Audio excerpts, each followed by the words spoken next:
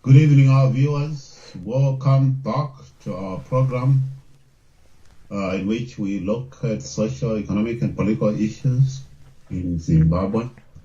But firstly, we will start with the final chapter of the book, Social Justice and Food Security.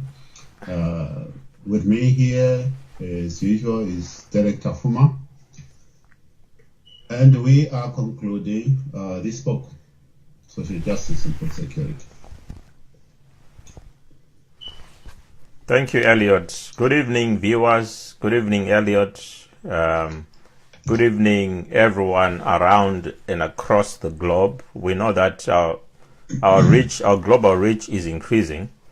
Today, we're going to finish off looking at Elliot Fever's book, Social Justice and Food Security, a United Nations Global Challenge.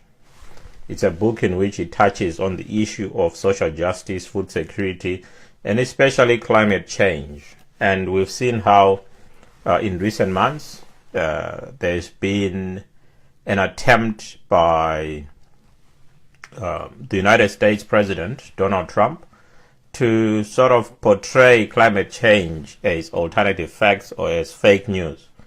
And so we are also against the disrespect which is being shown towards scientific research and development, which has brought about a lot of good for humanity. And so we need to start speaking out. And today we look at Chapter 5. Chapter 5 is entitled The Sustainability Perspective. Elliot, what is the sustainability perspective? Yes, Derek, and all our viewers. The sustainability perspective here, I was looking at what are those factors. Firstly, to define what sustainability is. And here, I think, let me also start by just defining what sustainability is. We are looking at whether the human actions in pursuit of needs and wants are sustainable, not necessarily in the short term, but in the long term. So here we are looking at very specific, although from this book, Social Justice and Food Security, we're looking at the availability of food. Yeah. And actions as human beings in pursuit of producing food, whether we are not doing harm to the environment, which can adversely affect the long-term sustainability of food, the availability of food, both within our generations and the generations to come. So yes, that's in terms of, in summary, what it is I was talking about. But then I looked at not necessarily only in terms of food. I'm also looking at in terms of energy, whether it is sustainable. I also looked at the population. I think at the beginning of this book, we also looked at the exponential of population growth as we go to 2025, which the population of the world is expected to be 8.5 billion from about 7.1, 7.2 billion today. So we are looking at, yes, we are adding about 1.5 billion, and we, at the moment, already we've got millions of people who are hungry every day. So we are saying, is the world ready for another billion people? And are our governments doing enough in terms of policy formulation to make sure that there is availability of food and equal distribution of resources? So yes, in that way, that's what I was looking at. And I also looked at a bit about the Zimbabwean scenario, from a bread basket to a basket case, due to the shambolic land reform that was spearheaded by the current regime of Robert Mugabe in ZANU-PF. And in there also at the end of the same chapter, I did bring in 2 keynote addresses by well-known politicians. One by Ban Ki-moon, and then the other one by Robert Mugabe. The Ban Ki-moon one was from the Rio de Janeiro 2012, in which the UN came up with 3 what we call voluntary commitments to save the environment.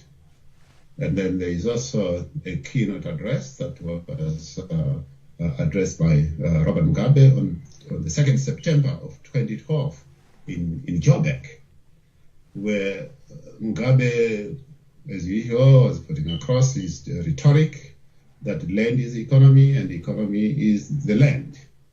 And then in the same keynote, he also accepted that there was shortage of food in Zimbabwe in a way, but was blaming all that to the Western world. So it was to draw up the sort of a contrast in terms of policy formulation, in terms of but the governments, whether they are contributing to sort of the food shortage, social injustice in the world, and also relating to Zimbabwe, bringing in the Zimbabwe scenario so that people who are reading, they've got a perspective of various countries' initiatives. And Zimbabwe was a very good example for that, that the absence of coherent policies within governments, the respective governments, can unsettle a region, and Zimbabwe being one. So yes, Derek, in summary, this is what I was talking about in the sustainability perspective. Yeah.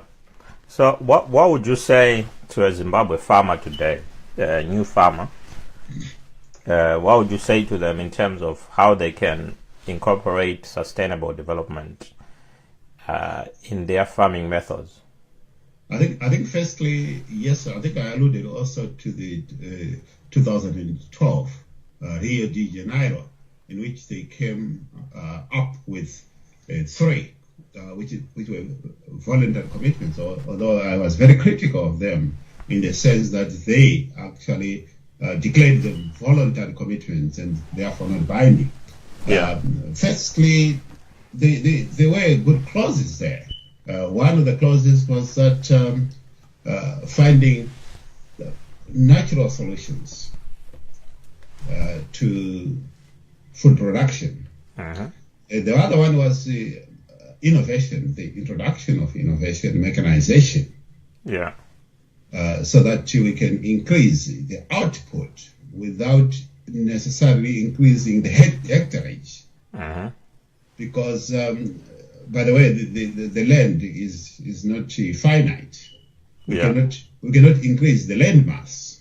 We can only make use or improve the production, improve the output using the same piece of land.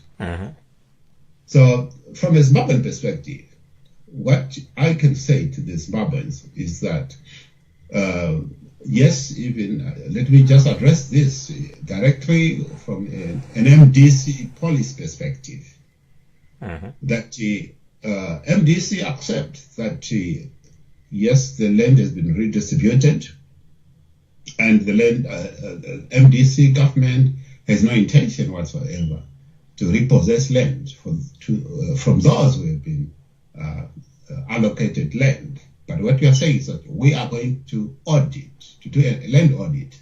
People with multiple land ownership, those will be repossessed and redistributed. People who are not producing at all, the land audit will be able to recommend. But the policy of MDC is that giving people land without giving them the title deeds, where they can use the same land to access loans, is not a solution. Like if you look at it from a ZANU-PF perspective, it was a knee-jerk reaction, grabbing land and parceling them to their friends and relatives, the people with ZANU-PF cards. That's not a solution to a land issue as far as Zimbabwe is concerned. Yeah. We want to empower our farmers in Zimbabwe to be able to access loans, just like the previous owners were doing. They were using the land as collateral to access funds from banks. Yeah. And not only that, if you look at it, the farms were highly mechanized. They'd actually combined harvesters, the tractors. The land was used as a business, as an enterprise, a viable enterprise. And we want to, as a party, as an MDC, we want to return the land as a viable enterprise, as a business, capable of employing people, hundreds of thousands, if not millions of people, capable of paying corporation tax, right, to the government, contributing to the coffers of the government.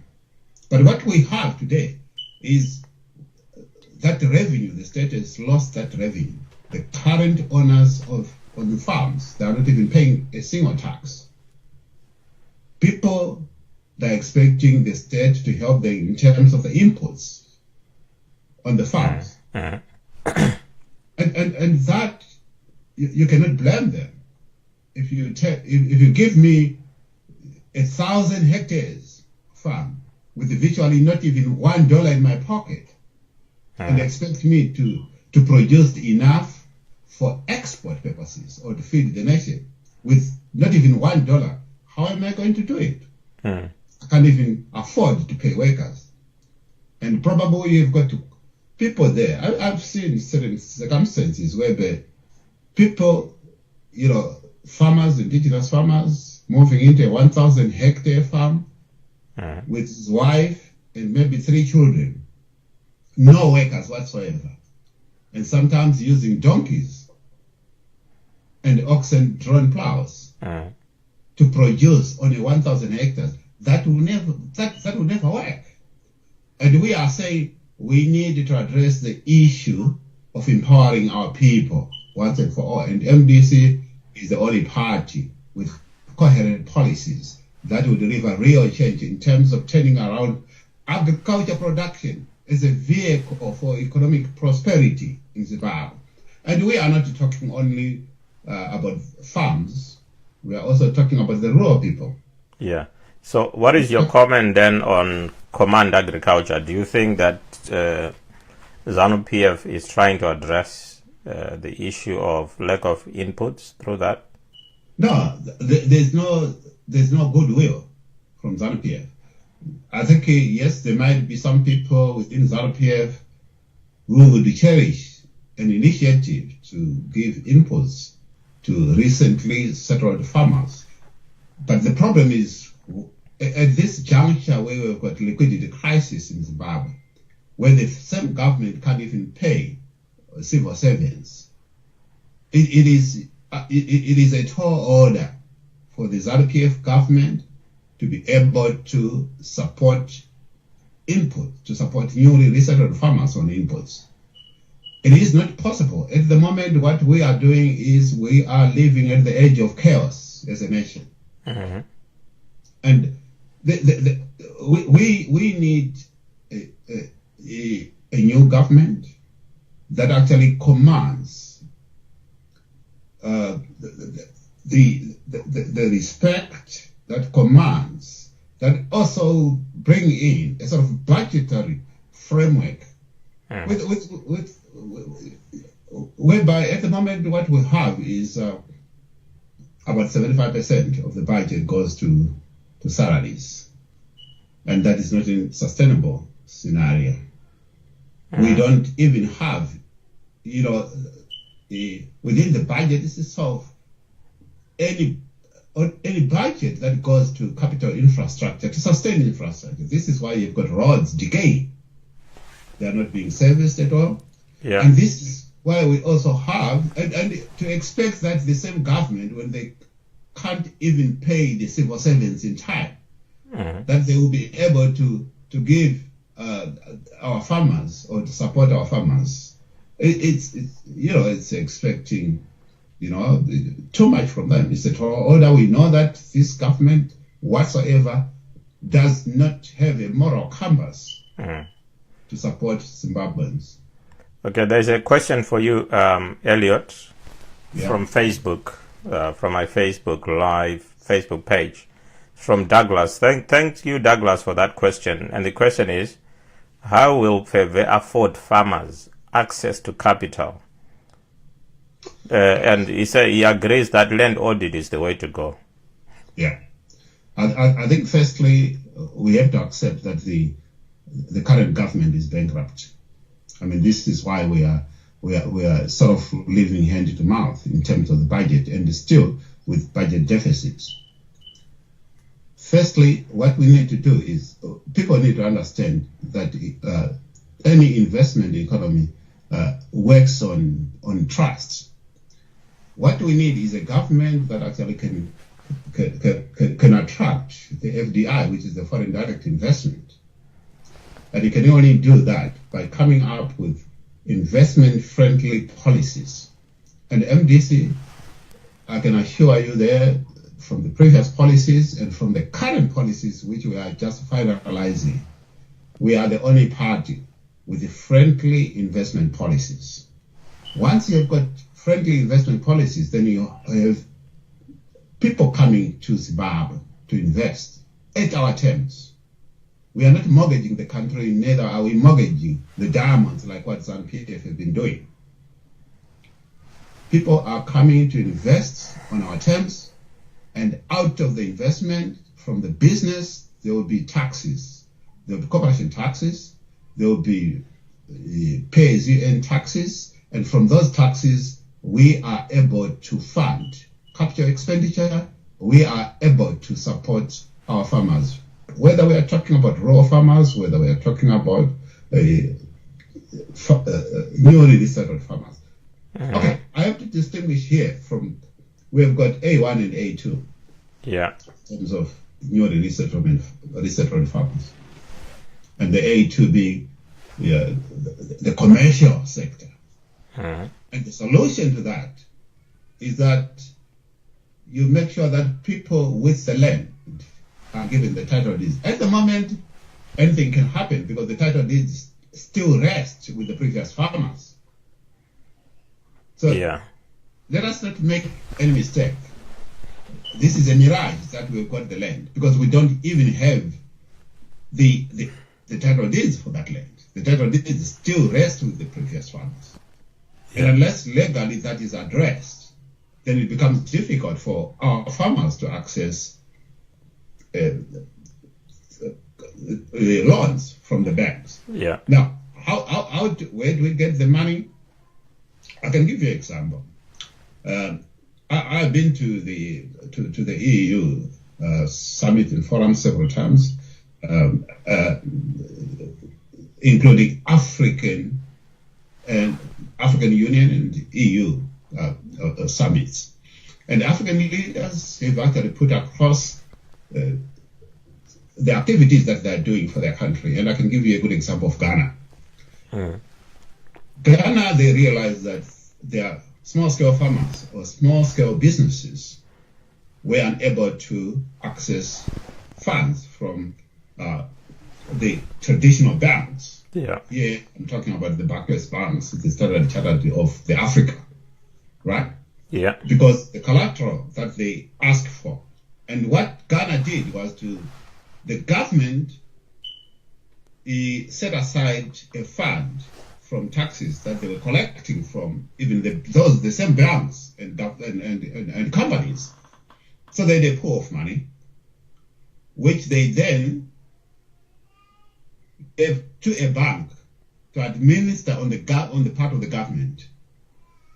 You see what I'm saying?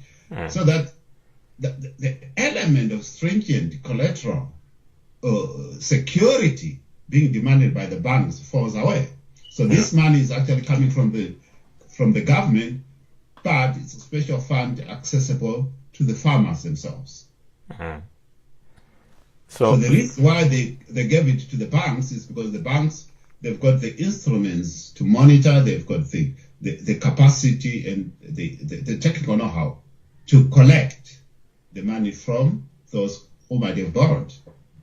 So it is possible and it's feasible.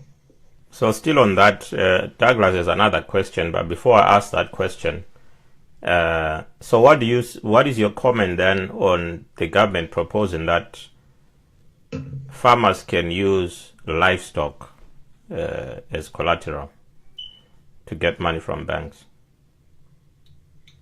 Look, I think this is a smoke screen of a bigger picture.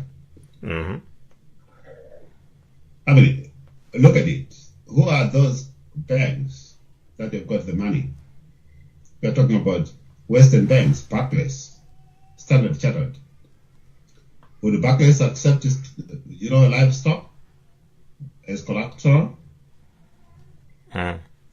Standard Chartered, would they accept livestock as collateral?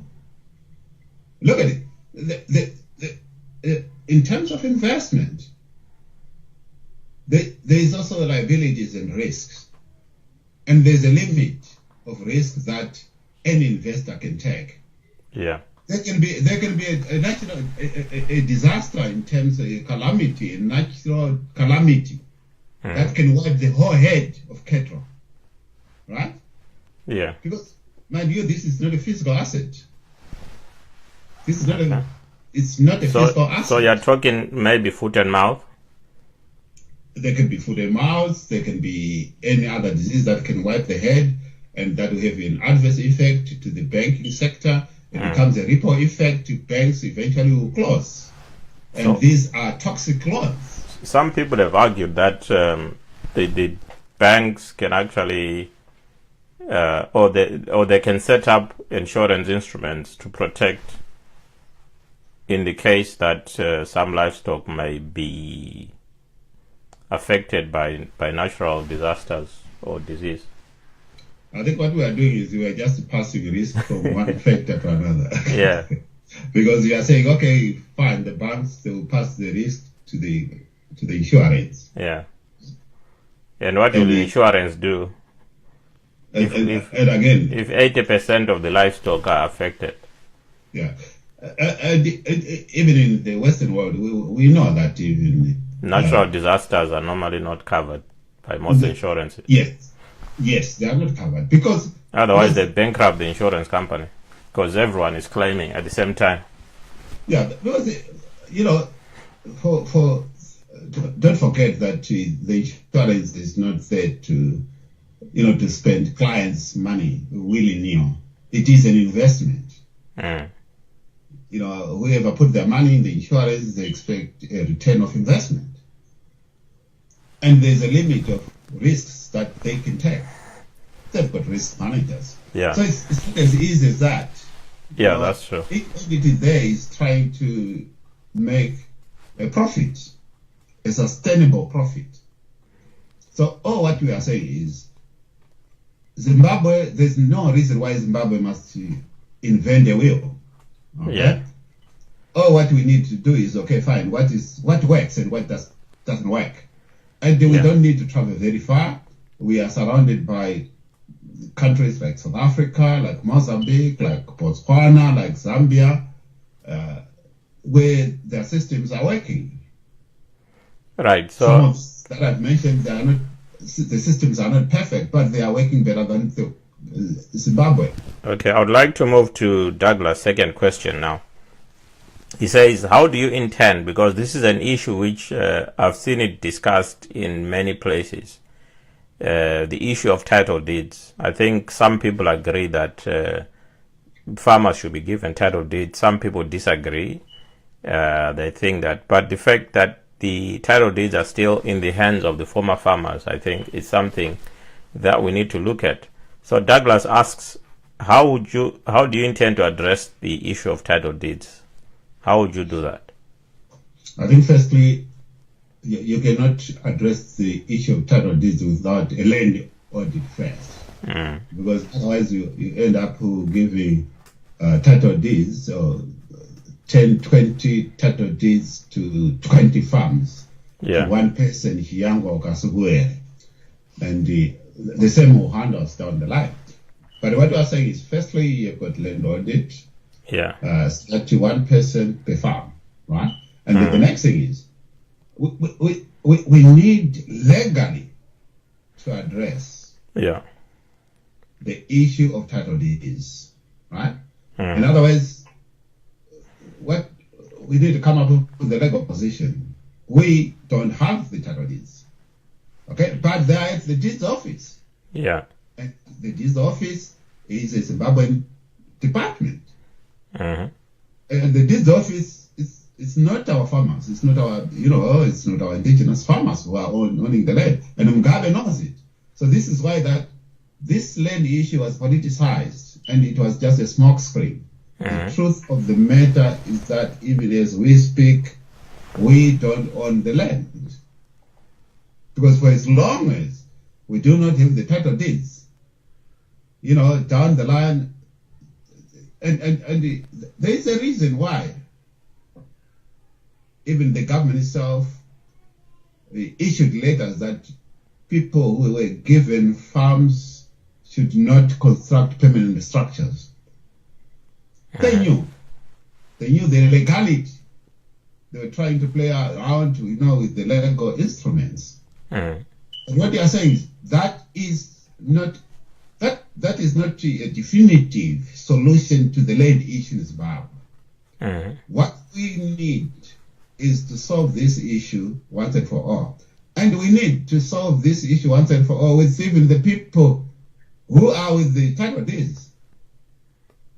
So those deeds must pass from one. I mean, it is a legal requirement that if you buy an asset from somebody, the title deed is transferred from one person to another. Okay? So this is what we are talking about. Yeah. We need to address that issue. It's not that it is impossible to obtain the title deeds. Because as a government, there are facilities and instruments where you can pass title deeds from one person to another, but we need to address that legally. Okay, so when we say that we're going to do a land audit, what are we trying to achieve with the land audit? With the land audit, firstly, we are trying to say, okay, fine. We know very well that previously 2,500 commercial farmers owned 3/4 of fertile arable land, which of course we know that it was very unfair. And the intention of land redistribution was very noble. And for your own information, this was never started by ZANU-PF in 1999 or 2000. It was MDC policy land. This land audit has always been there. It was actually crafted by MDC in 1999. That we wanted to do in land audit, not necessarily to the newly settled farmers, to the commercial farmers.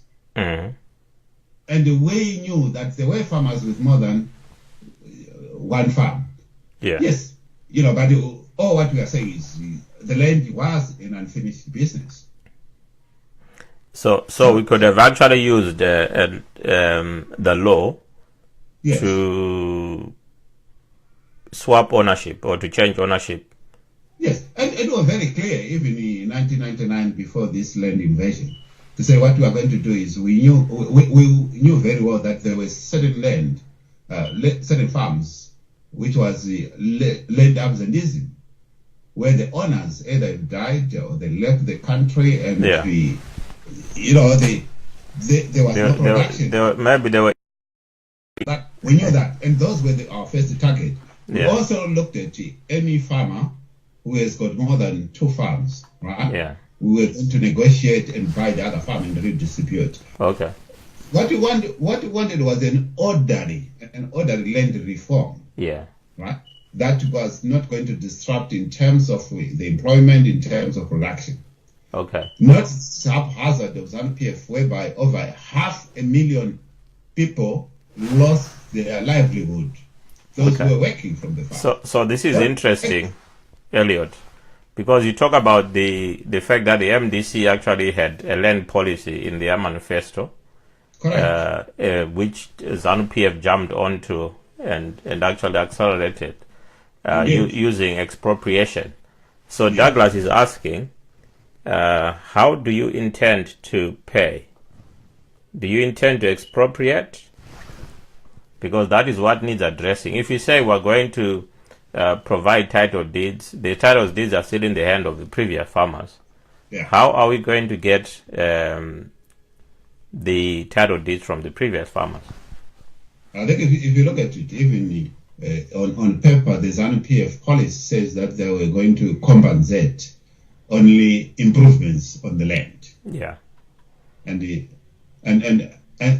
is not an MDC policy. That is a ZANU-PF policy. But if they followed on it, no, they haven't.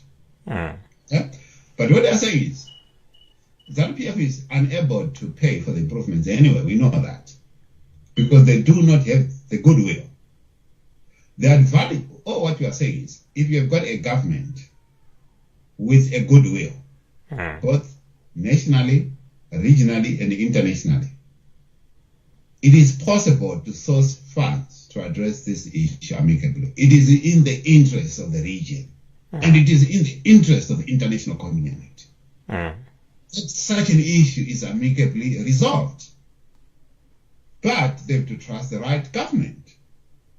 ZANU-PF, mind you, in the 1980s, 1982, 83, and 84, they were given money for this set of to buy farms.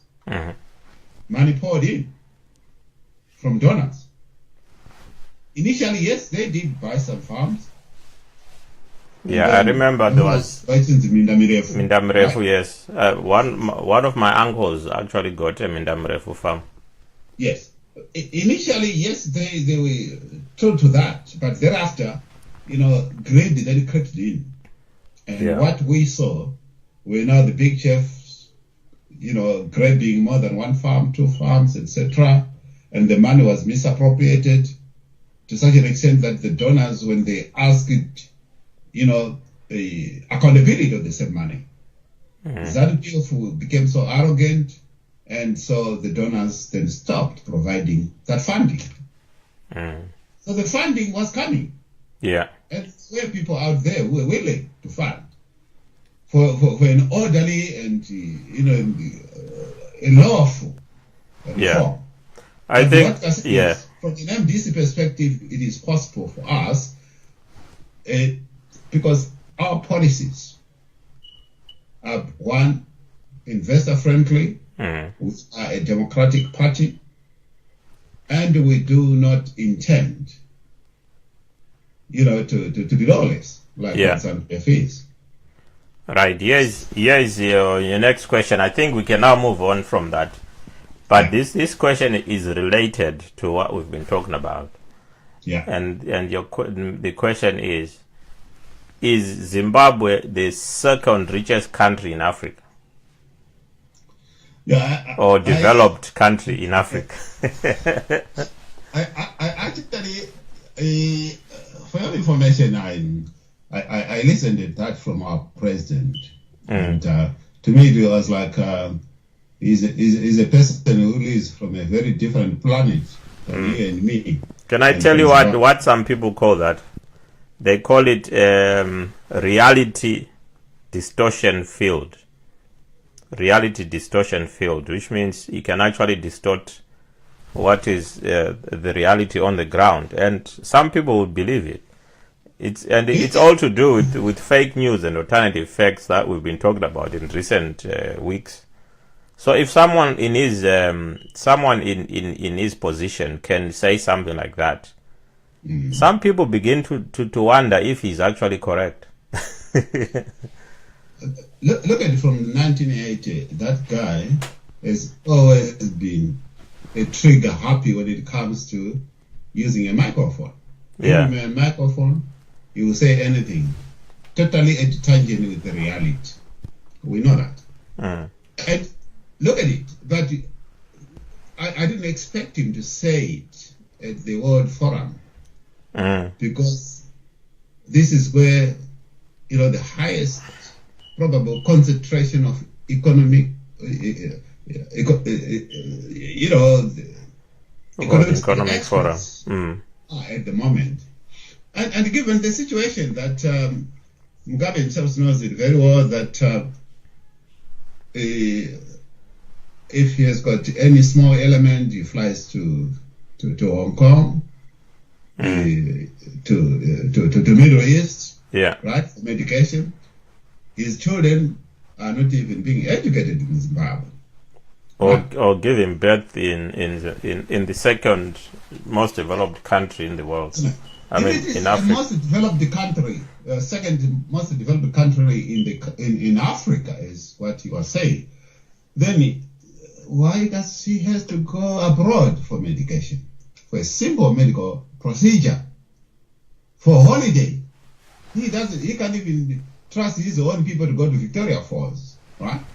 His children are not even going to school in Zimbabwe. But let me put it across in terms of empirical data as to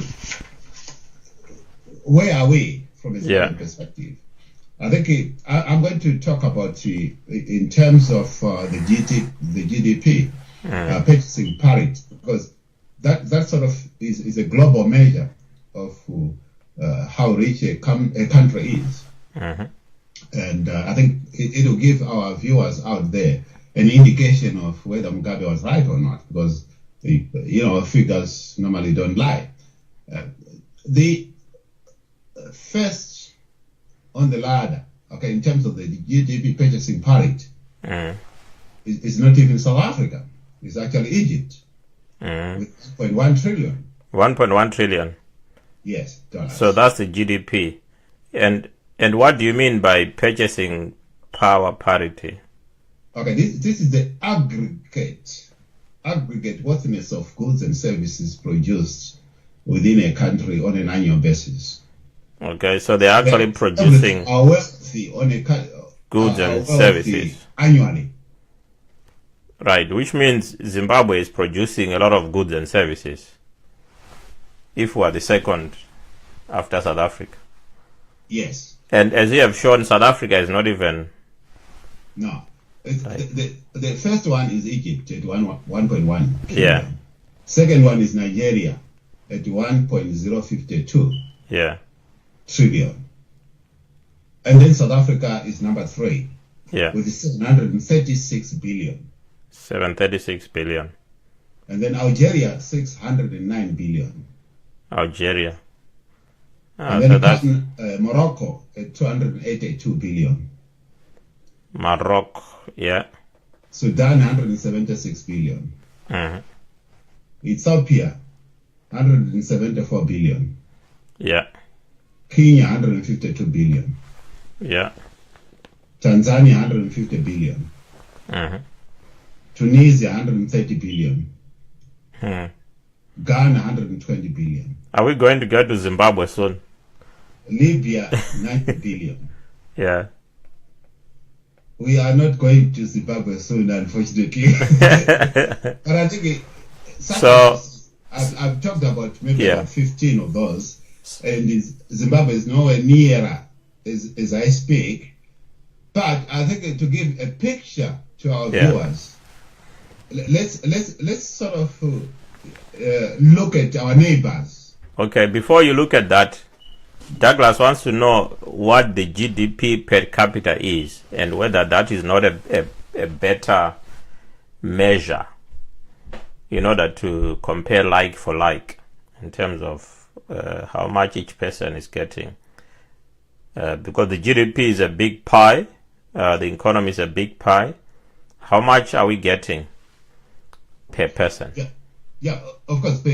We can go per capita, but you find that the GDP purchasing parity is the best measure because it does an aggregate.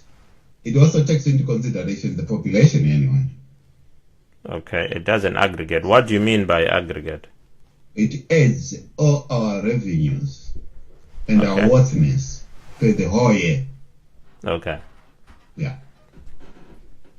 Right. So, and then let me compare now with our neighbors, because I think it makes sense. Because the moment we start comparing with Egypt and South Africa, we might get lost in the maze of things. Okay, let's go for our neighbors. Yeah, Zambia 65 billion. Okay. Botswana 36 billion. Both 36. Mozambique 30 billion. 30 Zimbabwe billion. 28 billion. Ah, okay. So even within Southern Africa, what about South Africa? We've mentioned it's 736. So who comes after South Africa? It's Zambia.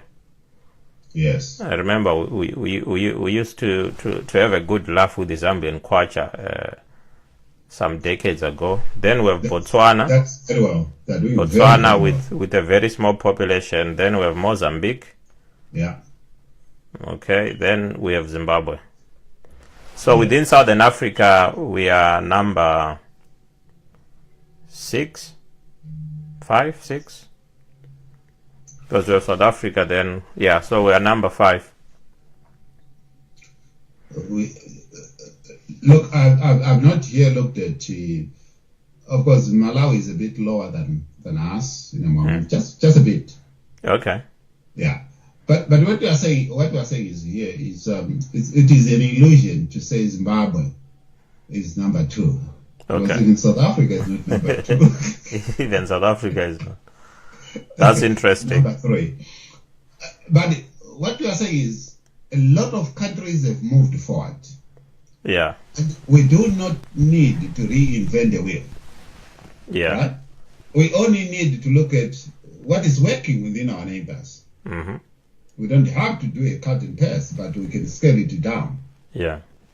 So yes. So in a way, answering to what Mugabe was saying, I was shocked that it seems within the ZANU-PF government, they've totally lost the moral compass for economics. But this is the same government which is telling us that there is 90% employment, when we're saying there's 90% unemployment. So it doesn't come as a surprise to me. Oh, it doesn't, yeah. I mean, Zimbabwe is second, so and 90% employment. All those figures are being just placated from the air. Yeah. And this is the Bush economics that have actually driven Zimbabwe where we are. Yes. Right. My question though is Africa doing itself a favor by using only the GDP measure? Considering that when you look at the UK, the GDP measure for the UK has been carefully crafted, and in the UK, for example, you cannot buy a chicken from a neighbor because they've set up a system which allows every transaction in this country to be accounted for. So, for example, if you go to the shops, you buy something, the Inland Revenue is getting some money out of every transaction that you make, even if it means buying something which looks like it's nothing, but they've calculated every single thing that you purchase, and you're going to pay some tax on it. So with salaries, people get salaries, they are taxed. They buy fuel, they are taxed. They buy chicken, they are taxed. They buy anything that you buy which is not exempt from VAT, like some children's products. Everything is recorded. Now, when you come to Zimbabwe, for example, what we're recording is only a few of the things, or a few of the transactions which are actually recorded. But if someone buys a goat in Kumusha, that transaction is not known about. No one knows that my neighbor sold me a goat for $50. So the government gets nothing out of that. Although someone can argue that the neighbor then gets to use that $50 and they pay taxes or whatever they're going to use it for. But this is just an example of how we have not really incorporated all of our resources Okay. I be heard able to that. I was on radio on Thursday. Yeah, to reflect all the transactions which are taking place. Yeah, and I know there was somebody from ZANU-PF who was saying so I think you're failing to understand that Zimbabwe is unique. Okay? Yeah. So and you are saying that all those figures you are talking about economics and our Western propaganda. Are they Western propaganda? So I said, okay, fine. So in terms of the GDP, in terms of budgeting, etc., it applies to every country. 53 countries out of 54 in Africa, except Zimbabwe. I asked him, what's special about Zimbabwe? That within Zimbabwe, you don't want to talk about figures. South Africa is what it is because of budgets, because of figures, because of economics. Zambia is what it is now because of that. Mozambique is what it is now because of that. Botswana, right? Is your Facebook Live, is the volume on? Because I'm getting feedback. Okay, sorry. Yeah. Right. So in a way, it's like so. What we are saying is this is just a lame excuse by ZANU-PF to say, because we have got a high level of informal sector, which is not accounted for. Therefore, it's not a true reflection of our economic power base. But what you are saying is, right, why is it that we are an informal sector? Yeah. Right? That is not a benefit. And people have been driven to informal sector because of absence of employment. Because of, a meltdown of the economy. Because companies have closed. But what they are saying is, I also communicated with this person from Zambia to say, look, the figures that we are talking about, they are not generated in the West, like what you're talking about. These are figures which are generated in the country by the current government. So every government in the world has to submit these figures to the UN, the respective bodies. Okay. They don't just do some estimations. So ZANU-PF itself is responsible for these fiscal policies, the monetary policies, and the empirical data that we're talking about. And the failure to come up with a system which can record all this data. Oh yes. Because if you go on the internet and you want to look for some information on Zimbabwe, sometimes it's very difficult to get it. Yeah. Because that's it's not deliberate recorded for ZANU-PF, isn't it? So that you don't have the correct information to evaluate their failure of running an economy. Yeah. But that is not the only measure. Let me mention that. That is not the only measure that we are talking about in terms of trying to look at the favorable or the success of the current government in terms of governance, in terms of the financial discipline. We also talk about the poverty data line, which at the moment stands at 73% of the population of Zimbabwe lives below the poverty data line. Yeah. So we have got translate that in terms of the population. We are talking about over 10 million of Zimbabweans live below the poverty data line. And only 3 million have got $1 in their pockets. Right. One of the arguments I've heard now, I'll just mention this now because it's relevant now, is that a person without a pound in the UK can really feel the impact of not having £1, because every transaction that they want to carry out, they can't do it without using that £1. Whereas if you look at Zimbabwe, for example, a person without a pound can still survive. Yes. Because they don't really need that £1 to get most of the resources that they want. In terms of Especially if they don't live in town, they live in the rural areas. What do they need a pound for? If they want water, they go and get kutsime. There's no need to pay for that water.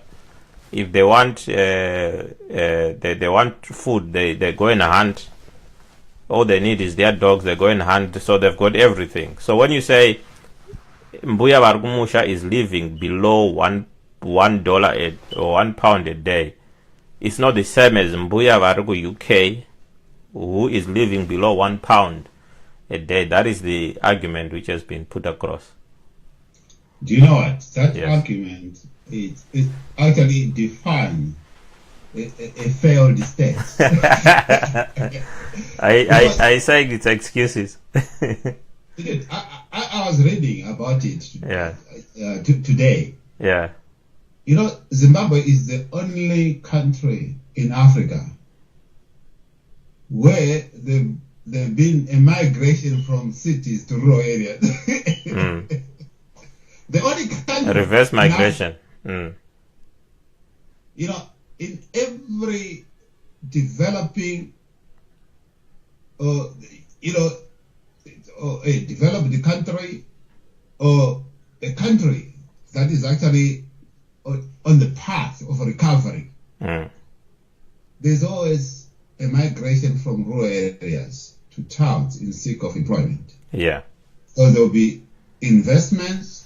There will be new companies being opened and people looking for jobs and companies looking for people to employ. Right?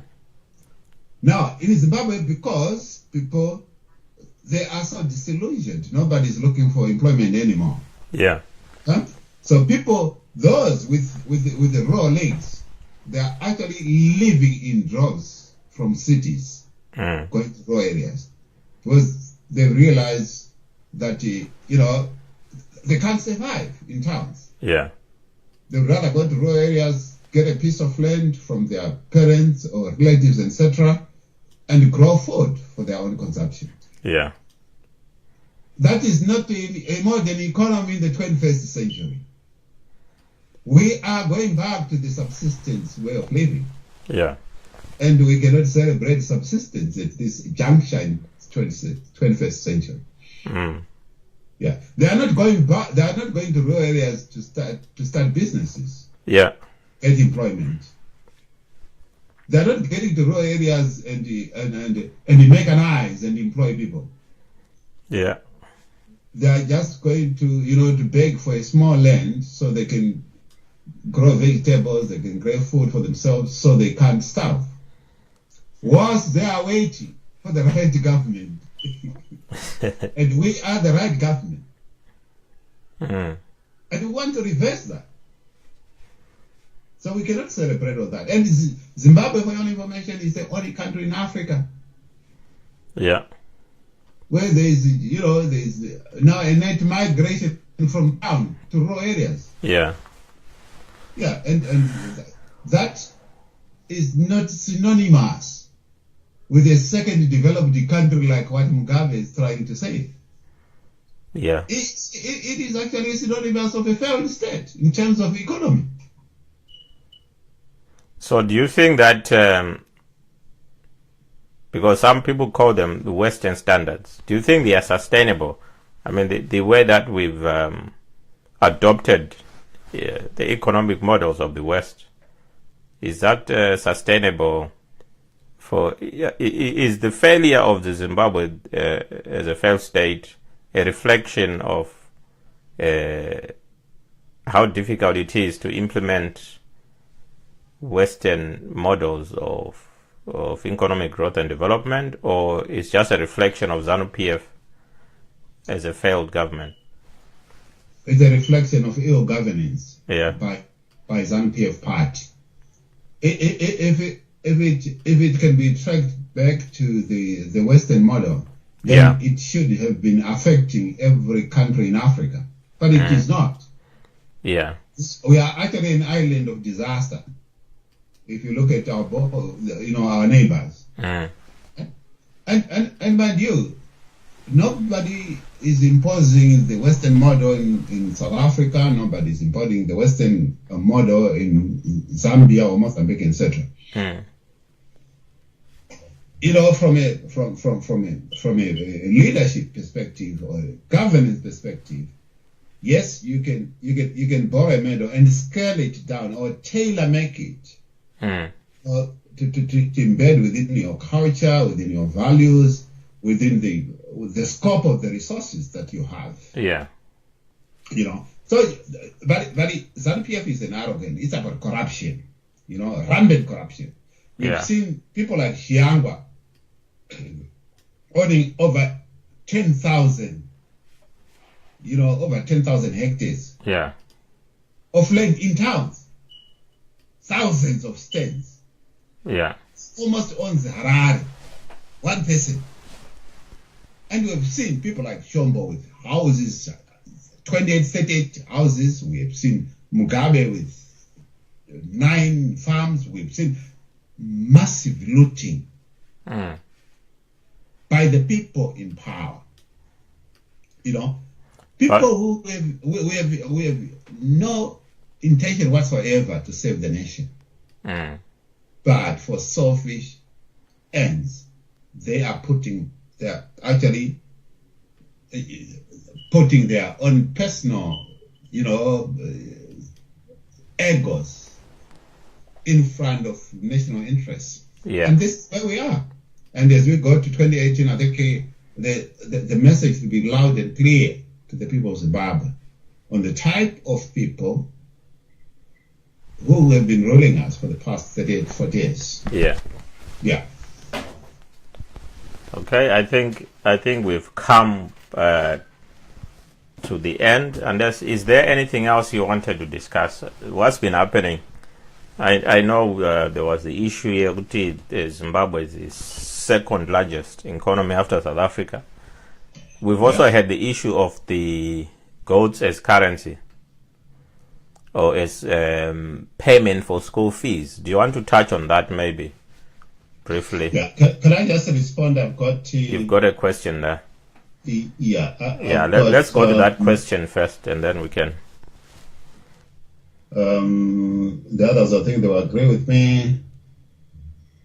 Yeah. Okay. MDC will deliver. Audit is the way to go, leader. So a lot of Zimbabweans, they are in favor of land audit, which has been on our books, and we are not in a hurry to remove it from our policy books until we implement it. Yeah. Jackson Muzivi, our constitution guarantees security of tenure for current occupants, and without amendments of that clause, holding title deeds alone will simply qualify a holder for a compensation, not reoccupation. Okay? Yes. And then Adolf Jamela, ZANU-PF invasion of white-owned farms was driven by the motive to destroy what Mugabe perceived as an MDC financial support base. Right. So those I've got about more, but those were the sort of comments and questions. Right. Okay. So yes, back to you. Yeah. So my question was, we're looking at Zimbabwe has no currency at the moment. Chinamasa has refused to say that the bond notes are a currency, so we're not considering them as a currency. At the same time, the Minister of Education, Primary and Secondary Education, Dr. Dokora, he made comments alluding to the fact that parents can actually use school fees. I mean, they can use goats as payment for school fees. And he later corrected, or he later said that what he meant was parents can talk to local councils. They can set up like a goat market in which they can take goats and other livestock, and then they get money to be able to pay for school fees. And the issue is still that we need to understand what money is and how we can come up with our own currency. I'm sure everyone agrees we need our own currency, but maybe not with the current government. So what is your take on using goats as a form of payment for fees? Yeah, I think look at it. The government's role in any economy is that of fiscal policy, not monetary policy. Because monetary policy is the prerogative of the central bank. Okay, so a minister cannot decide on a monetary policy like he has done. That's totally the central bank. That's what it should be in a 21st century, or a democratic dispensation, or a free market. To which case, Zimbabwe has always been declaring itself in that way. Yes. Fiscal policy, in terms of, yes, the government can actually intervene in terms of taxes. Yeah. Either to raise taxes so that they close the hole, the budget hole. Yes, it's acceptable in terms of reviewing tariffs and import duties, etc. So that is the role of the government. Yeah. Which is called the Keynesian theory, as opposed to the free market of the United States by Friedman. Now, coming back to this God business, it is not the responsibility of the government to say, now you can use barter trade. Because it is an admittance that they failed. Okay? And we need actually to take advantage of that admittance, because what Dokora was saying was to say, hang on, we have tried to manage the economy, and we have failed. So go back to barter trade. Yeah. Go back to the 18th century, right?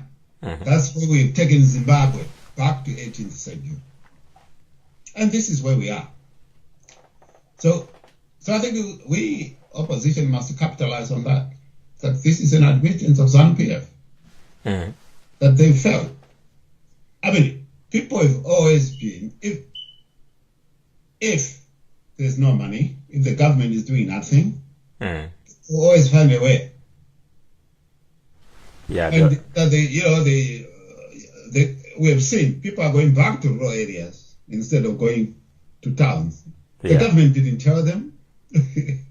Yeah, there was actually a report, I think it was written by Tony Hawkins in Harare and Joseph Cotterill in Johannesburg, where the title was Zimbabwe to allow goats, cows and sheep as bank collateral.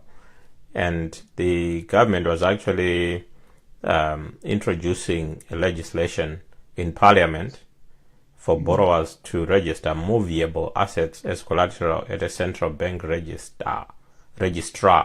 So someone is going to get a job there as central bank registrar.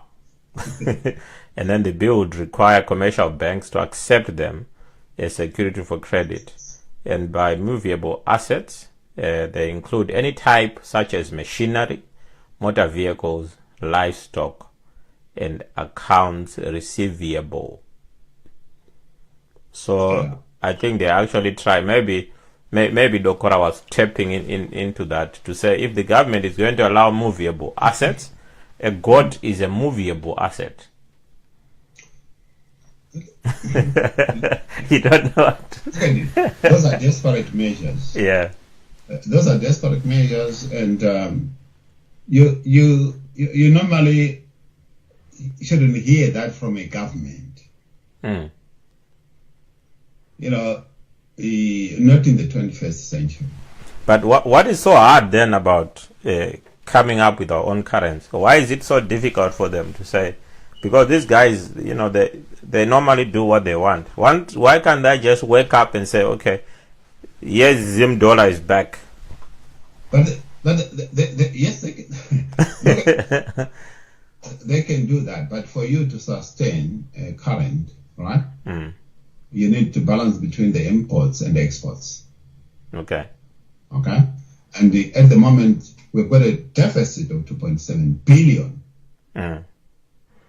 So in other words, we are not getting enough. We're not exporting enough. We are exporting 3.2 billion and we are importing 5.7 billion. Okay. So there's that 2.7 billion deficit already. Now, what that means? So if you are importing more, it means you value foreign currency more than your own currency. Indeed, but it also not necessarily, that's not the sole factor, but is that because you have nothing to export competitively? Does it make sense? Yes. What about it? Our companies have collapsed. Yeah. So I think we should export. We should export goods now. The dairy market has collapsed. Mining collapsed. A lot of our industries have collapsed, which used to export and bring in foreign currency.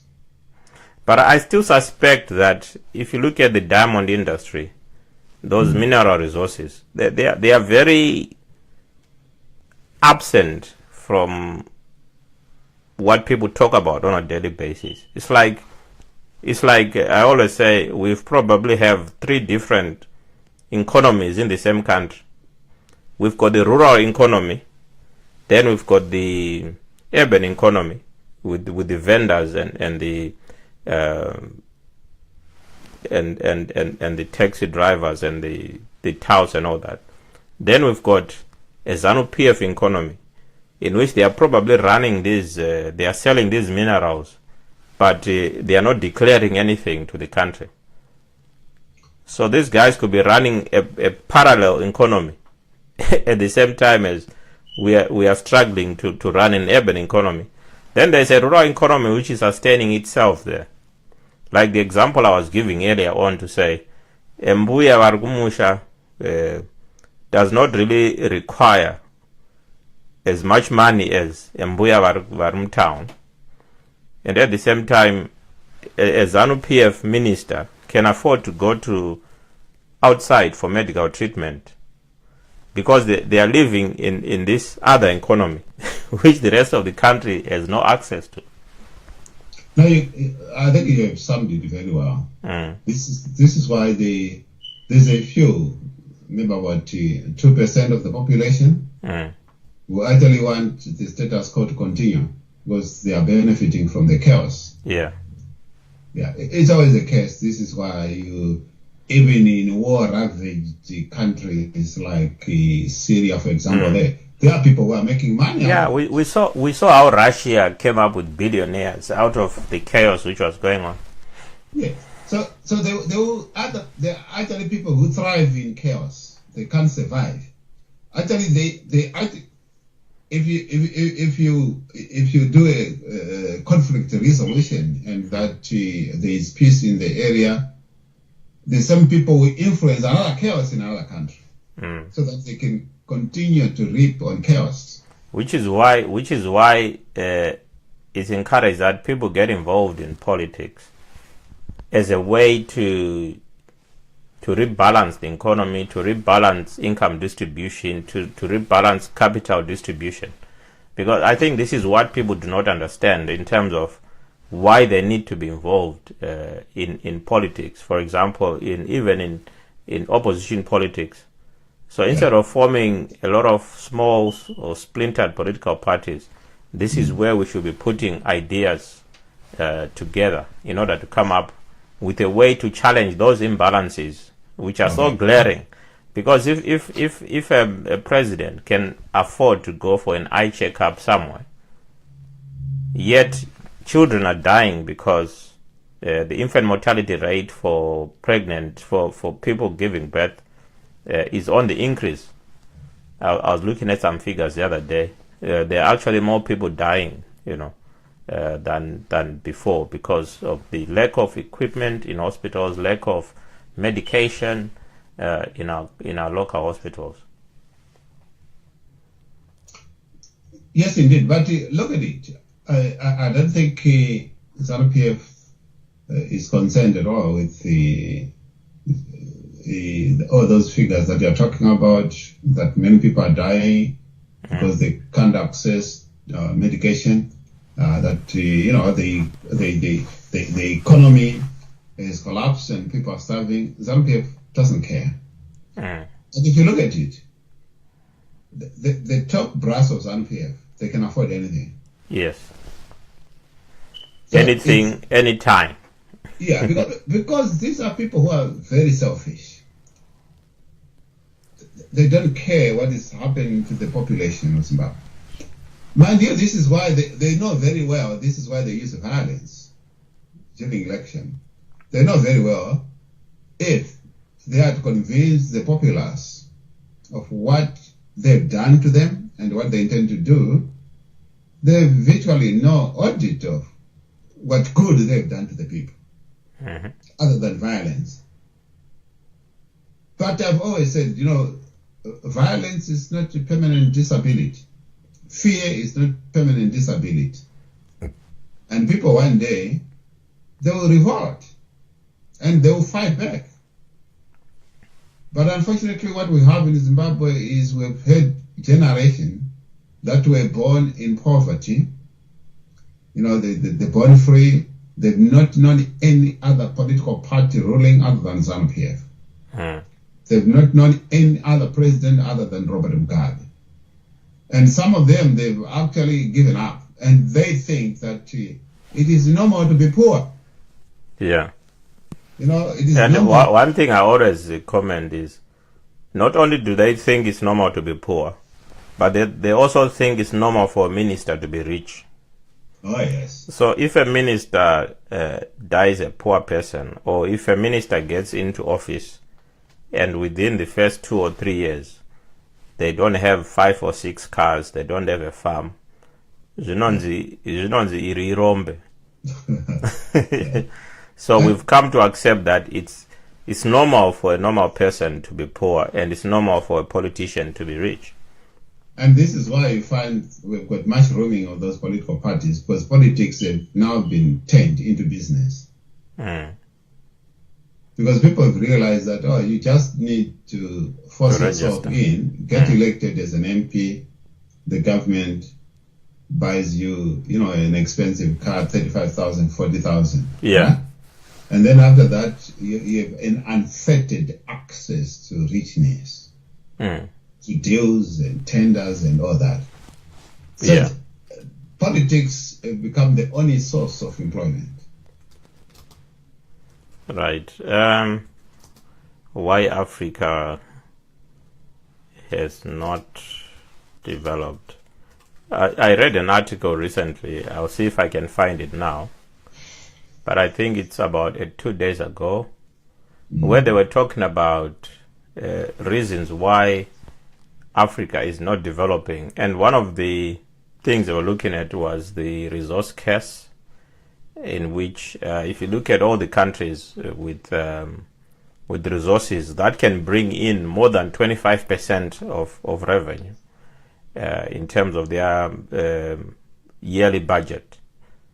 Countries like Nigeria, countries like the DRC, just the resources, the oil, the diamonds and all that, those minerals are bringing in more than a quarter of their national budget. And in such instances, the government does not really rely on monies coming from taxes.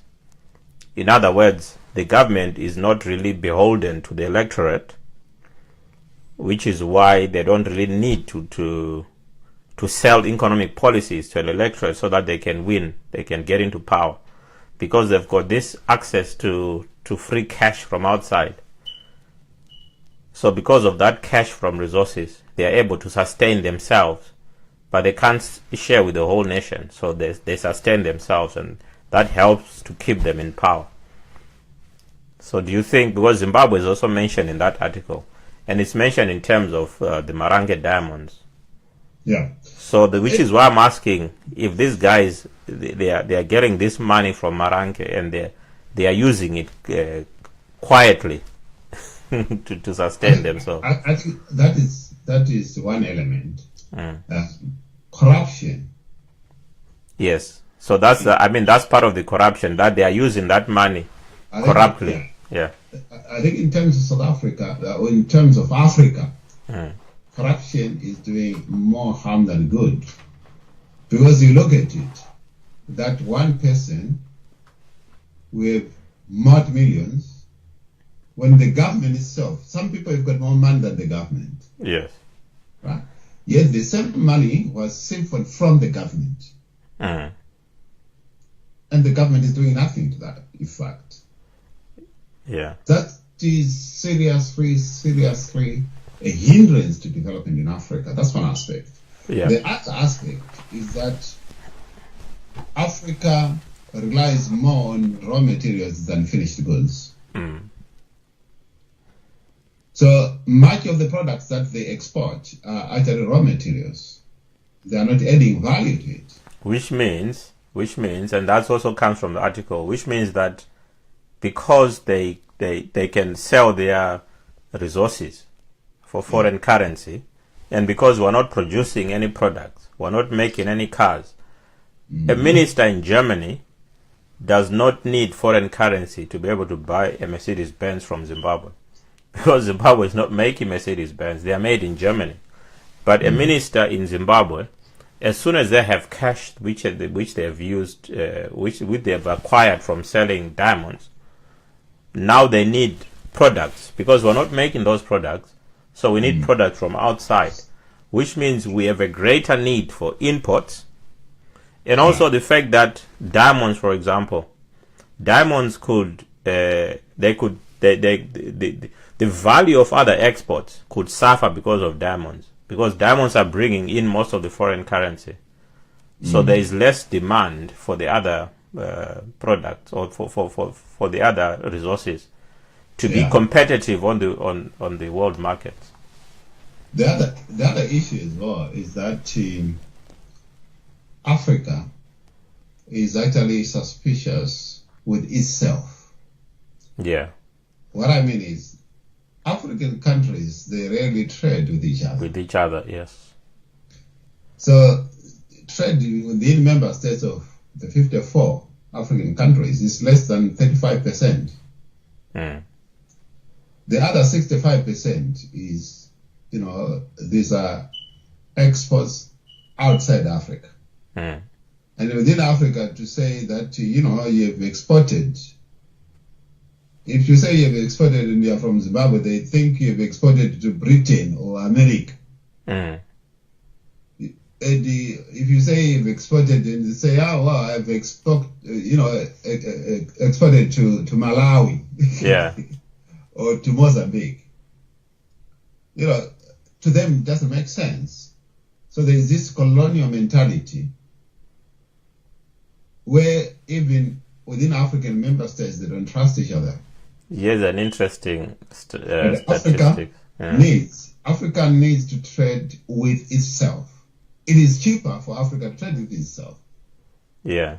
In fact, actual figures have shown that Africa is what's leaking out of Africa is about 192 billion. I think that's an annual figure. Yeah. So it's a very, very big figure compared to what is coming in as aid. So while we think that Africa is being given aid, actually Africa receives about 30 billion in annual monetary handouts. Yeah. But it actually loses 192 billion to the rest of the world within the same time frame. So we're losing 192. So we're losing about 162 billion. Yeah, and to add to that, if you look at China is what it is today because of the consumer power. Because there are about 1.5 billion consumers in China, and that is a good market. Gone are the days whereby population was deemed as a liability. But the problem now is that instead of us exporting to China because it's a big market, China has actually found Africa as a market for their own cheap product. Oh, certainly. I've always said, if you look at China, that is where Nike produces their products because of the cheap labor there. Yeah. But Africans will go to China, and instead of buying brands like Nike, they'll buy the very cheap Xinjiang, we call them. And those are products which are dumped in Africa, but they hardly last a long time. So that Africa has become, instead of becoming an exporter of goods to China, they've actually become an importer of useless goods from China, which is being used.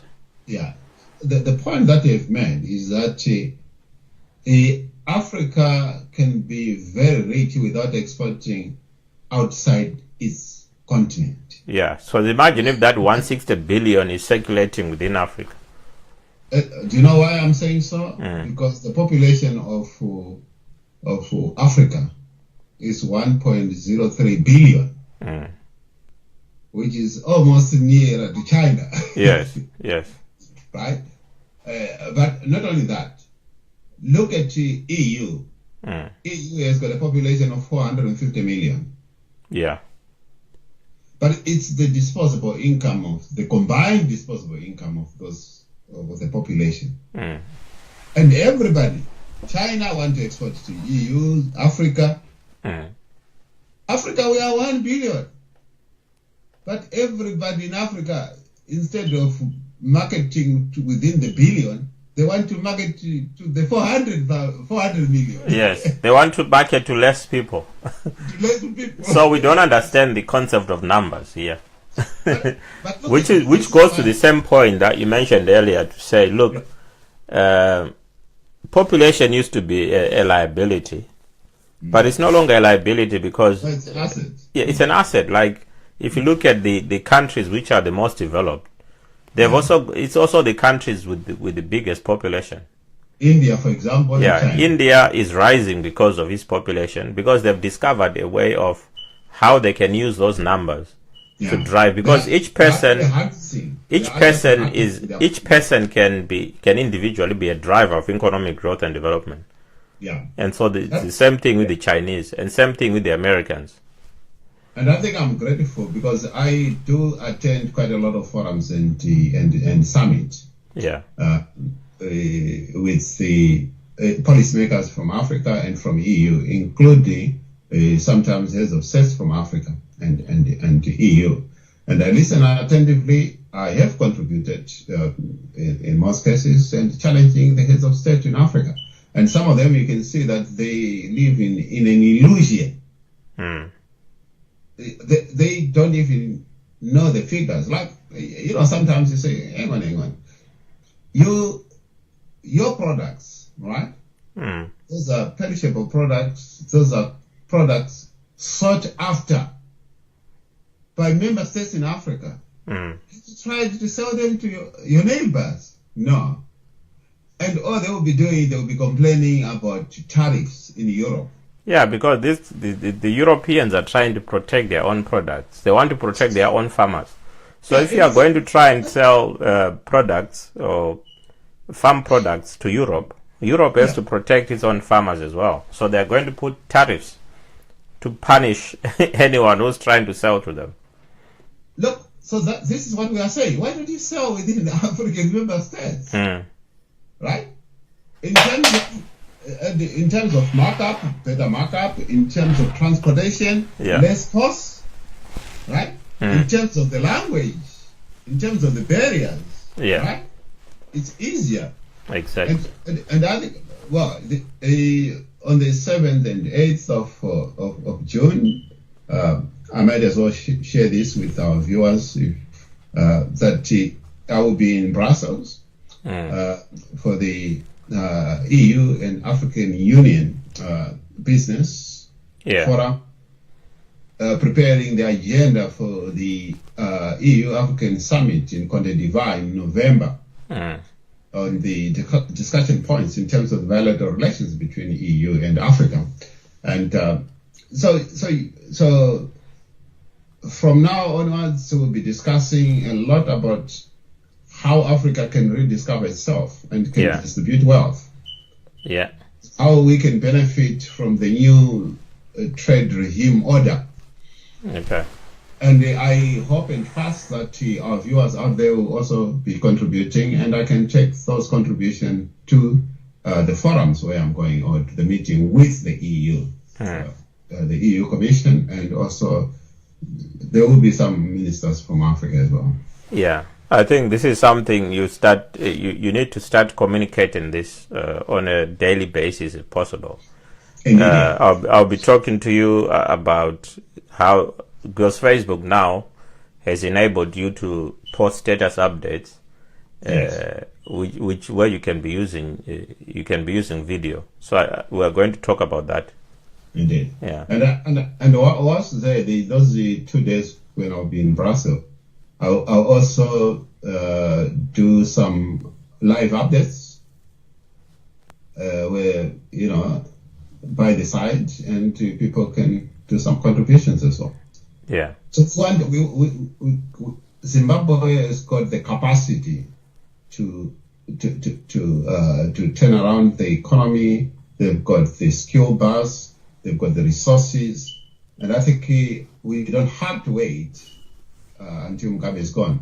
We can strategize ourselves and take the rightful position and drive the economy, African economy, not necessarily from this southern part of it.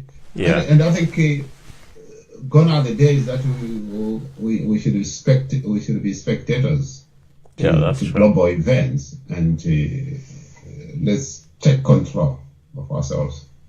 Okay. Yeah, I think we've talked quite a lot today. We started off by looking at Elliot's book, Social Justice and Food Security, United Nations Global Challenge. It's a challenge for every country in the world to make sure that we have sustainable development, that we are using our resources in a sustainable manner. It is said that scientists will tell you that you can remove human beings from the planet, and if you do that, the planet will thrive.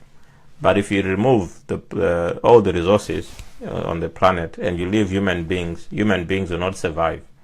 So we need that environment, and we need to use it sustainably. That means we need to use it in a way that it benefits us today, tomorrow, and it also benefits future generations. And so we need to protect the environment so that it can look after us. If we don't look after the environment, then it's not going to look after us. Then we also delved into other areas, such as the claim that Zimbabwe is the second most developed country in Africa. We put to rest that claim, that it's a reality distortion filled by the president, who is living in a parallel universe. We don't know in what universe he's living, but it's not the same as everyone else is living. Whether he was referring to Singapore as an African country, we're not sure. And also the claim that South Africa is the most developed, it was also quashed by looking at figures, because figures don't lie. Then we looked at the issue of currency, gold currency, livestock or movable assets like cars, donkeys, cats and dogs as collateral. We wonder what kind of financial institution is going to accept such nonsense. We are still to find out if Barclays Bank or other reputable financial institutions would accept that. And then, of course, we also talked about the resource curse in Africa, how it is helping to prop up governments, because once they have these resources in their control, it means to get a vote, they no longer need to sell sound economic policies, because they can just buy their way back into power using the proceeds from those resources. And how the dominance of a resource like oil for Nigeria, for example, means that because Nigeria used to have another product. I can't remember whether it's coffee or some other product, which was doing very well. It's an agricultural product which was doing very well until oil came into the picture. And while oil came into the picture, it stole the limelight from that other product, because it means that government is getting more than 25% of their budgetary revenue just from the oil itself. And of course, it then puts pressure on imports, because luxury items are only being produced outside the country. So once you've got that forex, instead of using it to buy machinery and build industries, what they are doing is they are using that money to buy luxury items, which we always say, if a car leaves the factory in Germany, in Stuttgart in Germany, once it has left the factory, if you try to return it the following day, okay, it has already gone down in value. So we're buying products which are going down in value the moment we purchase them. And so this is how some of the money is leaking out of the country. We talk about externalization of funds, but sometimes that externalization is quite deliberate. Besides, that money is being made in Germany or in America, and it's just going back to where it has been made. So we need to figure out how we can make our own money and how we can keep our own products within the African continent, and how we can also trade between African states, so that the 1.1, I'll call it 1.1 billion African population can sustain itself. Okay. So are there any closing statements from you, Elliot? I think just to think of yours out there and to say, from now onwards, as we journey towards the 2018 elections, various activities will be happening globally and within Zimbabwe, including a lot of political parties in Zimbabwe will be publishing policies and their manifestos. And this program will extend also the evaluation of those policies and manifestos, so that the people of Zimbabwe can actually make informed decisions. And it will start with the policies and manifesto of MDC. A few weeks to come, we'll be going through every policy of MDC and then evaluating, so people can make informed decisions. But before then, as I prepare to go to the forums and summit in Brussels to articulate the African position of the bilateral relationship between EU and Africa, we will be discussing the various thematic areas, with the hope that our viewers will also give us some inputs. And throughout the process until the 7th and 8th of June, we want Zimbabweans out there to be part and parcel of the global initiative and effort for a better Africa, and indeed for a better Zimbabwe. I thank you. Thank you, Elliot, and thank you, viewers. We will be back again next week, I think on Sunday, Elliot? Indeed, yes. Yeah, we'll try Sunday. We try to be live every Sunday. Today we're live on Saturday. It's just a change of plan, but we try to do every Sunday. So thank you for listening. Thank you.